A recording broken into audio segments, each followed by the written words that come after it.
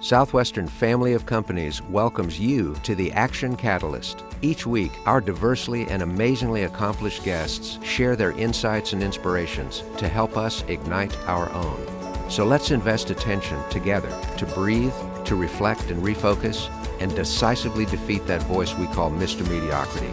Then let's enjoy moving forward to make a positive difference in our world. Privileged to be your host, this is Dan Moore. We are excited to share our guest with you today. Jenny Buccos is a multi-award-winning director and producer. She is the founder of the ProjectExplorer educational nonprofit, a multimedia education strategist, and an agent for global citizenship. She launched Season 1 of Crash Test World, a family-focused TV series with Carrie Byron and intuitive content for broadcast in fall of 2019. She serves as the show's creator and executive director. In 2003, before the existence of YouTube, she founded ProjectExplorer.org, a free multimedia website designed to educate primary and secondary school students about global issues and world cultures and histories.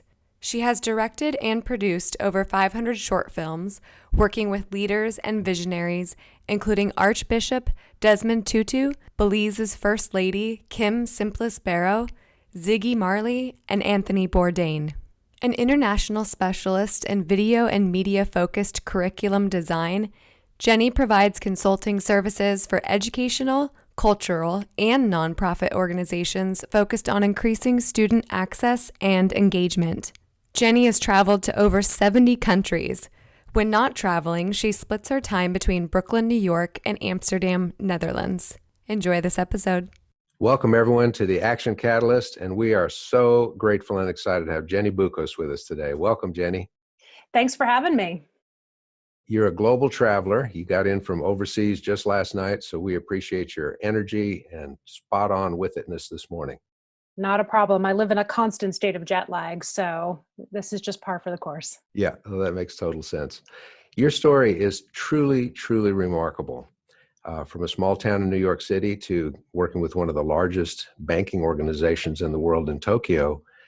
And then just as 9/11 shaped so many people's lives, it also had an impact on yours. Could you go back in time a bit and tell us about that twist and turn for you? Yeah, so I grew up in a small community, a town of 800 people called Fonda, New York. It had one blinking traffic light and kindergarten through 12th grade all in the same building. Had never really left the country beyond Canada, but this was before you needed a passport to go to Canada.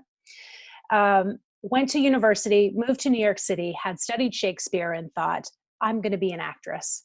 Went to one open audition and said, this is not for me. There were 300 other people there for the same role. So started talking to friends and family, and they said, well, if you're not going to be an actor, the only way you're going to survive right now is to get a waitressing job or a temp job. Found a temp job at an investment bank, and they said, hey, you're pretty smart. We'd love to send you to do some recruiting in Hong Kong and Tokyo. I said, I don't have a passport, got me a passport, and at age 22, they dropped me in Asia, my first experience abroad. Wow. So that was sort of the step to me becoming a global traveler and what set me on the path to becoming what I call a global citizen. I'm not going to say I enjoyed that experience because no one ever told me, learn how to say please, hello, and thank you in a foreign language. If you get stuck, talk to the concierge. I was a 22-year-old kid from a farming community. But I embraced it. I went with it. I did it for 6 months, came back to New York City after my experience. And as you said, September 11th hit, and how it affected me beyond living in New York City was I noticed that anything different was something to be feared. And that didn't match with the experience I had had abroad. It was difficult, it was different, but it was not something to be feared. Lost my job after September 11th, as did many bankers, and took my severance package and figured, what am I going to do with this money and time now that I have that could give kids as much exposure to something different? And that was the evolution of the career I have now. Wow. Well, tell us a little bit about Crash Test World. I think there have been 6 episodes out so far. You've had many, many educational programs, interviews, documentaries before that, and all of your travels. But this is a truly, truly innovative idea with Carrie, who's such a wonderful host. Share with us how that came about. So Crash Test World is 10 years in the making, but 17 years of my career. So when I left the bank, I started a nonprofit organization called ProjectExplorer. And that was to provide multimedia content for free to any student anywhere in the world to make sure that they grew up understanding different cultures, different religions, different political views, different languages. And over 17 years, we have provided those materials to 6 million kids in 5,300 US schools and sort of become the leader in making sure that kids grow up globally competent in the K-12 space. Crash Test World came about 10 years ago when people were saying, well, you're doing this online. Why aren't you doing this on television for families? This is not just a classroom tool. This is something that families would love to discuss around the dinner table. So I said, well, I've never produced television. I've never written television. I don't know how television works beyond turning it on. And I had some incredible people around me who said, we will help shape this if you want to do this. 5 years in, we started talking to networks and everybody said it's too smart. Nobody's going to want it. So I figured, well, I think I believe people do want this type of content. I believe that people want to be inspired. People want to learn about the world. People want to understand what's going on beyond their own community. So we went out and philanthropically funded the entire thing. After doing 2 episodes, television networks came to us and said, when is it going to be done? We want it. So that's Crash Test World. Crash Test World is all about big ideas and the biggest challenges of our time. So how can we make our cities more sustainable? How can we live in peace? And it's solution driven. So we ask these big questions and then we feature people under 30 who are solving these problems every single day. It's inspirational, it's aspirational, it's educational. And I watched a good bit of the Berlin episode. It also is about tearing down walls, literally and Yes. figuratively. Absolutely. I mean, that one, I kind of avoided because it can be viewed as a little political. The theme behind that is, do walls work? But when you look at Berlin, Berlin is a historical wall. It has nothing to do with talking about immigration issues, or it has everything to do with talking about immigration issues. It's how the viewer sort of perceives it. But there's no question. The Berlin Wall existed, it went up, it went down, and that it didn't work. So I'm glad you watched that episode. That was our very first episode. Having been in Berlin and actually staying in the former East Berlin, seeing the side of the wall, seeing how multicultural that city is, it's really what it's about, is the realization that Homo sapiens are essentially all human, literally. That's correct. And we need to realize that. Jenny, you're bringing a passport to millions of people. You are their passport. That was the aim. I wanted to provide virtual passports. And quite honestly, if people say, well, I can travel when I get older, do we really want all 7 billion people on the planet traveling? So there are people who will never have the opportunity to travel. There are people who will choose to never travel, but that doesn't mean you can't grow up with an understanding of the world. Well, that's a fact. And not only that, but you will inspire people to do whatever is necessary to travel, because they're Absolutely. going to want to see these things themselves. Well, I hope so. I certainly hope so. That is a huge aim of what I do. So how can we get kids to experience something different, even if it's in their own community? Yes, absolutely. And gets them interested in service, interested in awareness, asking the right questions, and doing something that's active and not just laying around and watching a video game. Absolutely. Oh, I think it's fabulous.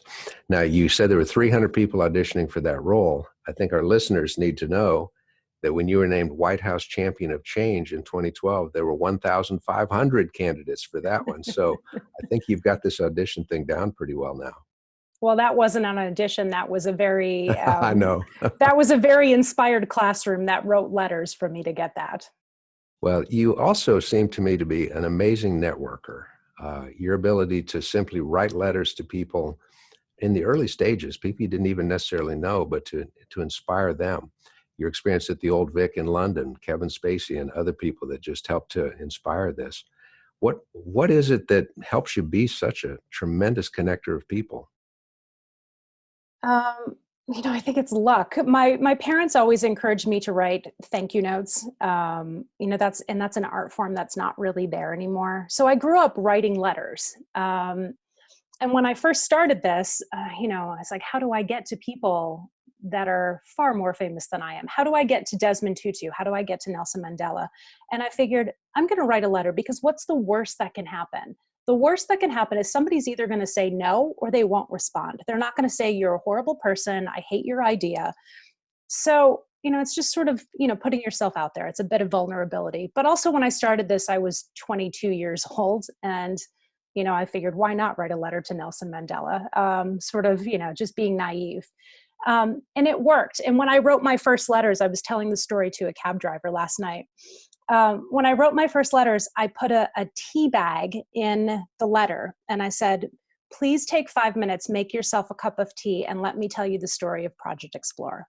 And to this day, 17 years later, people who I have worked with have said, I remember the handwritten letter and I remember the cup of tea. So it's just, it wasn't expensive to do. It wasn't hard to do. It was just that moment, like, how do you cut through the noise? But I never asked people for money when I started. I said, I'd like your advice. Would you be willing to have a 10-minute conversation with me about what I'm doing? And then at the end of it, I would say, who should I be talking to? My whole business has been built on that.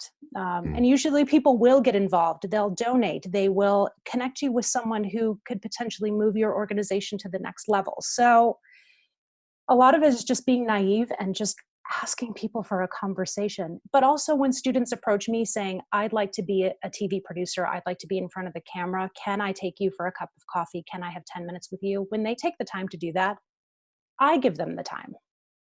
Absolutely right. Well, I think you're far from naive. Naive sometimes has such negative connotations, but straightforward, direct, simple, and from the heart is really also what naive is about. Thank you. I think it's just fantastic. Now, our program, Jenny, is all about inspiration and insight, and our listeners are all over the map, from entrepreneurs to people in businesses to nonprofits to people that just are wondering what's the next step. Surely along the way, in addition to losing your job, which was the seminal event for so much of this, you've hit some roadblocks, some brick walls. What are your strategies when you're going trucking right along and then all of a sudden out of nowhere, bam, and you can't see around it, under it, through it, anything? Strategies. I have been told no a lot, but that sort of just fuels my desire to get something done. Early on in doing this, I had somebody say, this is never going to work. Nobody's ever going to support this type of content for free. And that just fueled me to, I'm going to prove this man wrong. A lot of people have asked me sort of what the recipe to success is in this, in the work that I do. I just don't ever give up. This is the one thing that I want to do in my life. I've dedicated my entire adult life to it. I don't give up. If somebody says no, I just keep going and find another way. So Crash Test World is a great example. It turned out brilliantly, but it was not the pathway that I had set off on. I thought, a television network was going to pay for it, and I thought it would be very simple. I didn't think it was going to take 10 years to get done, but I never gave up. So that's kind of the secret ingredient, and that's kind of my coping mechanism. Just if somebody says no, it fuels me to prove them wrong. Well, I think it's fantastic. And really what's enlightening about what you said, when you say 10 years, for most of us, when we think about not giving up, we go for something 2 times, 3 times, and then say, well, this is not working out. 10 years is a level of commitment fired by your vision that is extreme and powerful. Yeah. And I think, when you mentioned the White House champion of change, that was a classroom that wrote a letter to the Obama administration saying, this video content has changed the way we learn, and it has changed the way we view ourselves as youth activists. That right there is all the recognition I need for the 50 no's that I'm going to get that follow that, because I know I made a difference in one person's life, one classroom's life. So if I just have, those little moments of reinforcement from the people I'm trying to reach, I can deal with all the no's. I can deal with all the we're not interested. So that's what sort of fueled me for the 10 years of getting Crash Test World done, but the 17 years of running a nonprofit. Hmm. So really a lesson for all of us is, although we're going to have setbacks and disappointments, what we choose to focus on is the difference maker. We can focus on Absolutely. the good that's occurring, or we can focus on all this rejection and refusal and get overwhelmed and weighted down by it. Right. And if it's one life, it's one kid you're reaching. That's all the difference. Oh, this is fantastic. Your parents must be popping their buttons with pride. I'm not even sure if they're still on the earth, but they must be. They are, and they're kind of my biggest supporters. Actually, that whole community is. I just did a screening of Crash Test World for them, and all the people that I went to school with all have kids now. So they all use the program. It's fantastic. So I have that whole community as sort of like my cheerleaders. My parents are my cheerleaders. My sister has a kid, and they support it. So that keeps me going as well. Oh, I can sure see that. Um, Usually I ask my guests, well, how do you keep your edge? How do you keep from getting complacent? But I think you've already answered that a little bit. Would you throw anything else on that one? In business, how do you keep from getting complacent? Look here, at the end of the day, 17 years without bragging too much, I know I'm good at what I'm doing. I do have kind of my worst trait is when I'm not good at something. If I try something new, I immediately give up. So I just focus on what I'm good at. So for example, like my husband loves to dance and I'm not good at it. So I just tell him I don't want to dance. Yeah, I think it is finding that one thing that you're really, really good at and putting everything into it. Hmm. Because, at the end of the day, most of us are average in everything we do. And we're only truly exceptional when we find something we might be good at and follow it for a very long time. Look, it takes time, energy, money, focus, determination to be truly extraordinary at something. Hmm. And I think right now, 17 years in, is now when I'm starting to get really good at something. So I'd like to see what happens in like decade 3, decade 4 of dedicating my life to one thing. Yeah. Does that answer your question? Yes, and I admire that so much. I look forward to the many stories about you, how you became an overnight success. Only took you 30 years.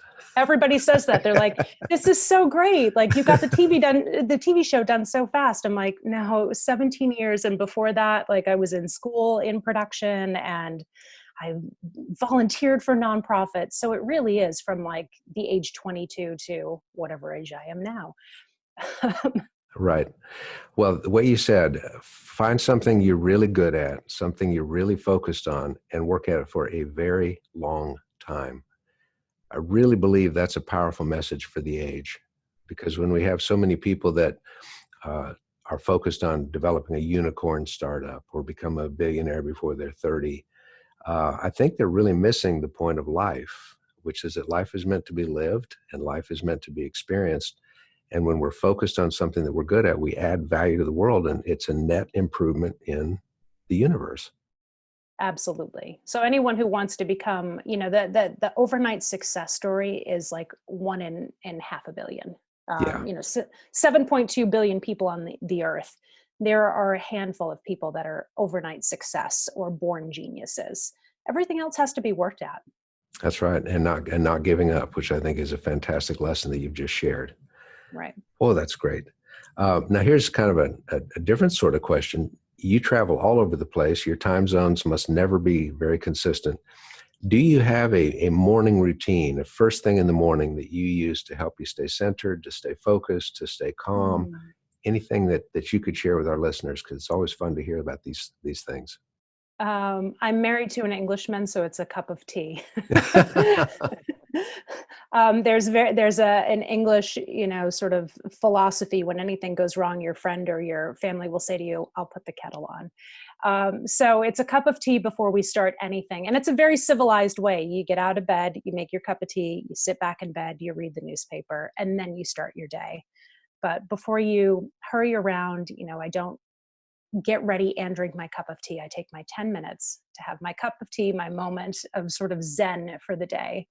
And then I can go on with everything crazy. Oh, I think that's perfect. Just get into a calm place, and a cup of tea is good for so many reasons in that regard. Oh, I think that's so good. And it's easy. You can do it anywhere. So, yeah. That is very true. You don't need any fancy equipment. That's correct. And cup of tea is a worldwide phenomenon. So wherever you are, That's you can correct. enjoy that. So that's good. Yeah.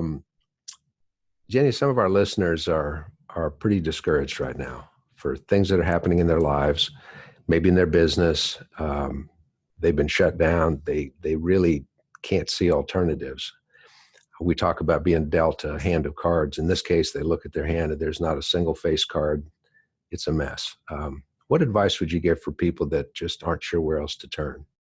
I've gone through some really difficult things in my life in the last 5 years. Divorce, I had some health issues. And for like 6 months, I was really in that, like how terrible my life is. I'm not going to be able to continue my business and my life is falling apart. And at the end of the day, at the end of 6 months, I realized you have a family, you have one person, even if it's just one person in your life that looks out for you and cares for you. So if you have that, if you have a roof over your head, even if it's not your own home, if you have somewhere to stay and you know where your next meal is coming from, you've already won the lottery. Because there's so many people on the planet that don't have a place to live, don't have anyone in their life that they can go to, and don't know where their next meal is coming from. So if you can start from that point of, I have the basics, you're already in a good position. So I think that every time when things get stressful or something goes the wrong way or something bad in my life happens, that I have my family, I have a place to sleep, and I know where my next meal is coming from. That's profound and very real. When we dwell on what's going wrong, we get more of it. When you travel and you realize that there are people who are struggling just to feed their family, you have already won. Being born in the Western world, you've pretty much already won the genetic lottery. Mm-hmm. And I know that's a very tough thing to say if people are going through hard things, but you've already won. You have access to education. You have access to services. There is somebody who will help you if you choose that help. And think about all the billions of the people on the planet who don't have that. Yes. Well, you use the phrase "you've already won," but you're not saying in the way many people say, "I've won and winner take all." You're saying, because I have these advantages, I feel a sense of obligation and duty to share. Absolutely. Absolutely. Yeah, not, when I first started traveling, I went with a group of people to Southern Africa, and we had 6 people who had never been to the African continent, and I had never been there either. And when we came back from that, 6 of those people wanted to give everything away.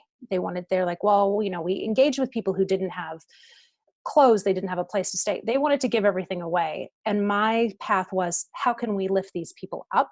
Not a hand out, but a hand up. How can we level the playing field? So that's sort of that's my obligation, not to give back, but to be a catalyst for change, to level the playing field, to make sure that everybody has a voice at the table, everybody has a seat at the table, everybody has equal opportunity.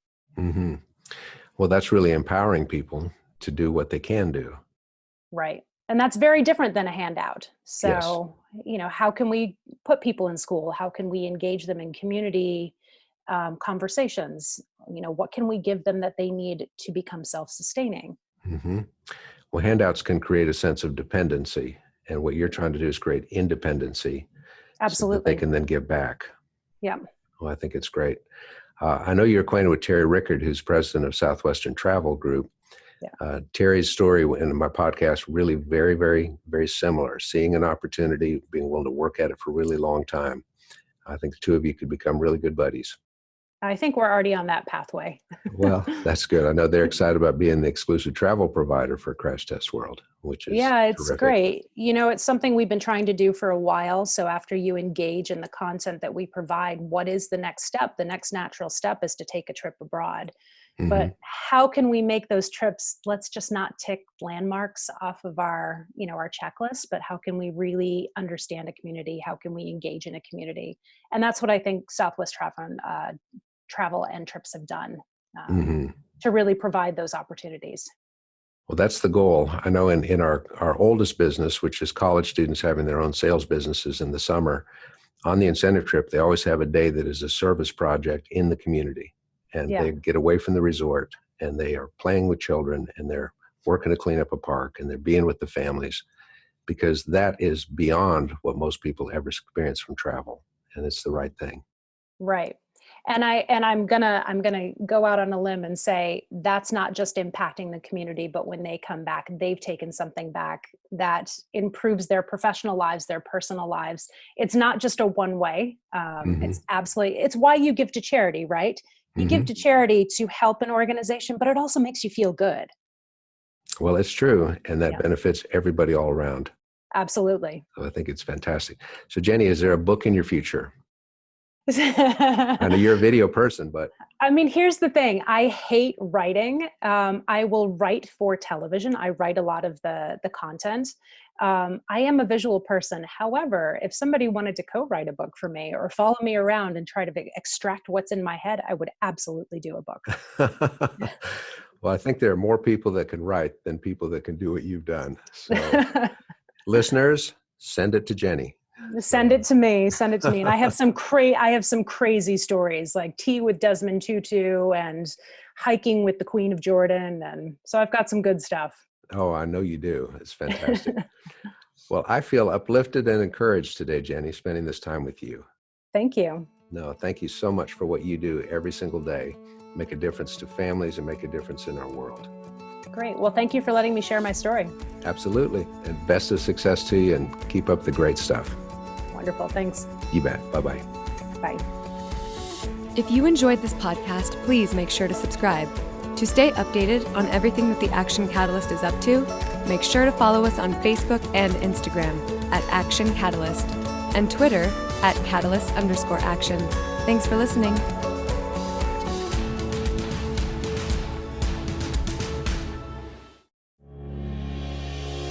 This episode is sponsored by Southwestern Travel Group. Southwestern Travel crafts custom, memorable travel experiences for meetings and incentive travel, leisure travel, and student group travel for clients around the world. We connect travelers to memorable destinations and life-enriching experiences through personalized counsel and management of all the travel details. Our team of travel advisors design itineraries and experiences to best match with you and your group's travel style and interests. Southwestern Travel goes above and beyond to elevate your corporate events and personal trips. To bring your next inspired event or leisure trip to life and receive a free destination guide, go to www.southwesterntravel.com/action.